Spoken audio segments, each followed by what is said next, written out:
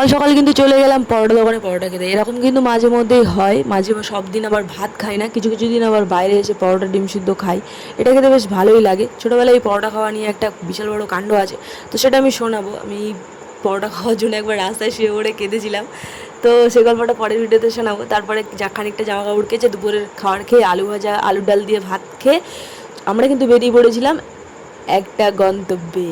তো আমরা কি আনতে যাচ্ছি, কিসের জন্য, দুপুর দুপুর করে তাড়াহুড়ো করে খাওয়া দাওয়া করে রেডি হয়ে বার হলাম, তোমাদের দেখাবো। আমরা কিন্তু প্রায় অনেক দূর গেছিলাম, অনেক দূর, প্রায় 14-15 কিলোমিটার দূরে গেছিলাম শুধুমাত্র একটা জিনিস আনার জন্য। যাই হোক, জিনিসটা লাস্টে দেখাবো কি আনতে গেছিলাম। আর দেখো এখানকার কিন্তু পরিবেশটা খুবই সুন্দর, চারপাশে সবুজ আর সবুজ মাঠ ঘাট, গাছপালা, পুকুর কি নেই, আছে ঢালাই রাস্তা। আগে কিন্তু সব এই রাস্তাগুলো মাটির রাস্তা ছিল, এখন সব ঢালাই রাস্তা হয়ে গেছে। আর এই হাতে যেটা দেখতে পেলে, এটা আনতে গেছিলাম। এটা তোমরা এই ফলটার নাম কি তোমরা কেউ কমেন্টে বলো, যে কমেন্টে বলবে তার জন্য একটা সারপ্রাইজ গিফট থাকবে। তো কমেন্ট করো তাড়াতাড়ি এই ফলটা কি ফল। টাটা, বাই বাই, দেখা হচ্ছে নেক্সট ভিডিওতে। ততক্ষণ কমেন্টে বলতে থাকো এটা কি ফল। আর টাটা।